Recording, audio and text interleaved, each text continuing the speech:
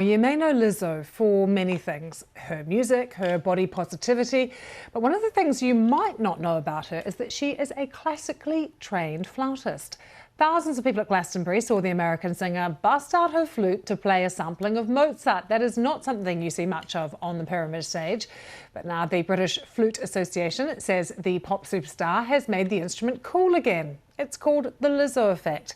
I'm going to be talking about this with someone who knows the Lizzo Effect well in a moment. But before that, we really do have to have a quick listen. This is her recreating the whole jazz flute scene from the film Anchorman.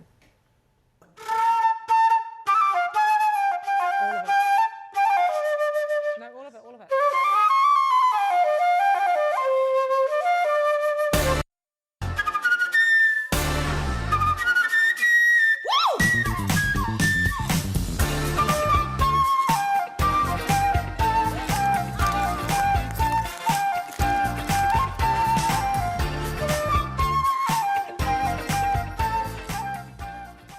Well, Amina Hussein is a principal flautist at the Manchester Camerata, and she told me what she thought of Lizzo's flute playing. I literally think Lizzo is amazing. There's no question. She's super cool, isn't she? And what about the Lizzo Effect? Have you seen that in action?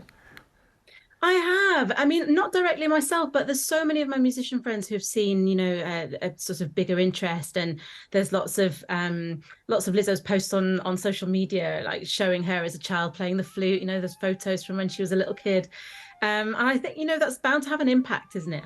Is it also because of the really unique way she connects with people? Yeah, I mean, I think you've hit the nail on the head there.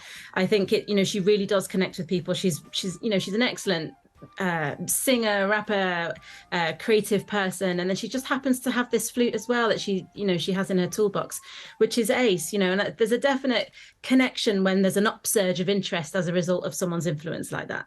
Did you have any kind of role models that were anywhere near her, I guess, in terms of her celebrity and how broad her appeal is when you were younger? Yes. I mean, it was a different thing then. I think, Sir James Galway was definitely a big inspiration for my generation of flute players growing up and learning the instrument. I mean, I don't know how happy he'd be in a gold leotard on stage like Lizzo does. But yeah, he was definitely a motivational factor in those days. Is one of the biggest challenges, I wonder, for children who want to learn, the sheer cost, the expense of learning a classical instrument?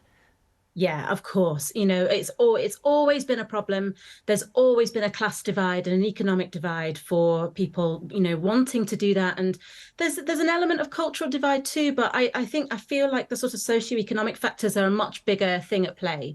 And I spend a lot of my time in communities and schools in different places that are a bit underserved, perhaps in terms of creative resources.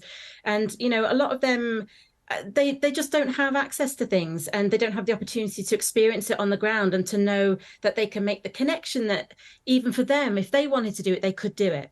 But, finances and resources are always an issue, and it's a constant battle.